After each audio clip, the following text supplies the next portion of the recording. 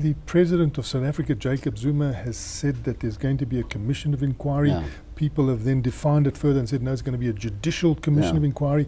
What are some of the terms of references that you would like to be included in that judicial commission of inquiry? I would be very much happy if the terms of reference are all inclusive. It don't hurt to include everything possible that we think could cause the flaring up that we have seen.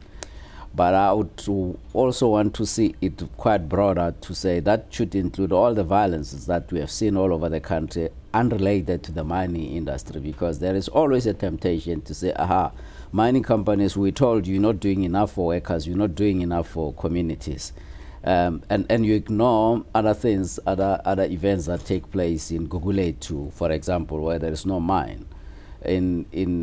In East London, whatever, in Port Elizabeth, wherever these incidents are taking place when lives are being lost. So it is a pattern, it's becoming a culture that when we complain, we kill, we burn, we destroy. So it has to be very much inclusive to say what is happening with us, South Africans. What happened to Lonmin and Impala, these are the only two mines that have been directly and seriously affected. But it does not mean that those issues do not exist in other mines. So therefore, I would want it to be so inclusive so that it should not be Lonmin's commission of inquiry. And I remember prior to your listing, your company deliberately went out and sought an international shareholding. Are your international shareholders showing any restiveness? Yes, there is concern, and we've been fielding questions and over the telephone from our investors. And you said, which was quite hopeful, that you do see light at the end of the tunnel. Yeah. South Africans are always capable of turning things, the negatives, around to positive, and they've done that in the past. The government is taking steps in order to help the industry in these difficult times. This is temporary. This thing will improve. Bad things can also always turn to good things. And to what extent should government intervene? As a member of MIGDAT, and with one spokesperson being the department, the government itself, I'm not at liberty to share the details that I discussed, because if I start talking to you about steps that could take place, I would have to divulge some issues that have been discussed inside MIGDAT.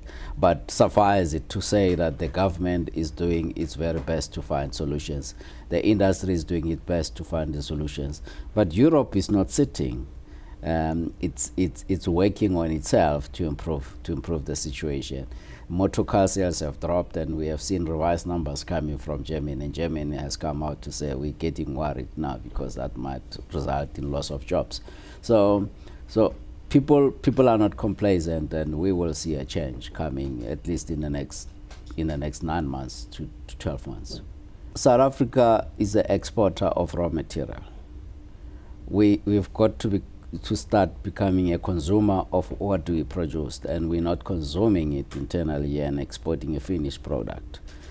It will not answer all the maladies, but it will go to a large extent in helping to improve the situation. It's a long-term thing, but we need to start gearing ourselves up so that next time, if this turn of cycle comes again, we are ready to handle it and ameliorate it.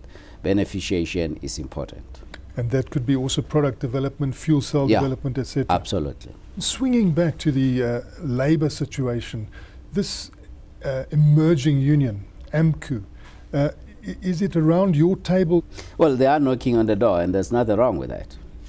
If the workers want to join a particular trade union, they've got a right of freedom of association. The Constitution gives them that right.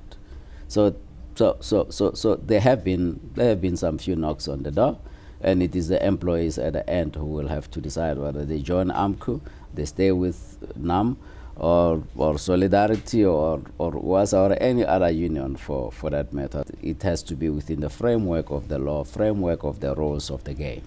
And the threshold for recognition is 30%. We have got a wage agreement at BRPM, which the unions have committed to respect.